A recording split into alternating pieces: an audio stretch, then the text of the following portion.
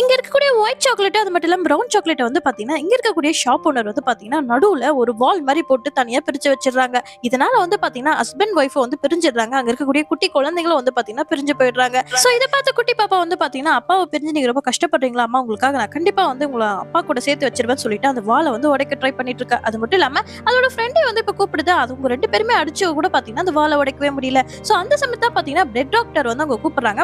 இந்த டாக்டர் வந்ததுக்கு அப்புறம் வந்து பாத்தீங்கன்னா உங்களுக்கு என்ன பிரச்சனை அப்படின்னு சொல்லிட்டு கேக்குறாரு. இது மாதிரி வாழை உடைக்கணும் அப்படின்னு சொன்ன உடனே அவர் முதல்ல பயப்படுறாரு. பட் இருந்தாலும் வந்து பாத்தீங்கன்னா இவங்களுக்காக ஒத்துக்கிறாரு. இப்ப அந்த டாக்டரும் அது மட்டும் இல்லாம மில்க்கும் வந்து பாத்தீங்கன்னா அந்த இடத்துக்கு வராங்க. இந்த வாழை வந்து நம்ம உடைக்கணும்னா அதுக்கு ஒரே ஐடியா தான் இருக்கு. நான் உங்ககிட்ட பெயிண்ட் பிரஷ் கொடுக்குறேன். அந்த பெயிண்ட் பிரஷ்ல வந்து பாத்தீங்கன்னா எல்லாரும் வந்து பெயிண்ட் பண்ணணும் அப்படின்னு சொல்றாங்க. இப்ப எல்லாரும் வந்து பாத்தீங்கன்னா அந்த இடத்துல பெயிண்ட் பண்றாங்க. அதே போல அந்த ஷாப் ஓனர் உள்ள வந்ததுக்கு அப்புறம் பாத்தீங்கன்னா அந்த வால்ல அழுக்கா இருக்கனால அந்த வாழை எடுத்துறாரு. சோ அங்க இருக்கக்கூடிய அப்பா அம்மா ஒண்ணு சேர்ந்துறாங்க. இப்ப எல்லாரும் ஒண்ணு சேர்ந்தனால இப்ப அந்த இடம் பார்க்கவே ரொம்ப சூப்பரா இருக்கு. ஷாப் ஓனர் வந்து பார்க்கும்போது ஆர்ட் ஷேப்ல வந்து பாத்தீங்கன்னா சாக்லேட் மிக்ஸ் ஆகி அழகா இருக்கு.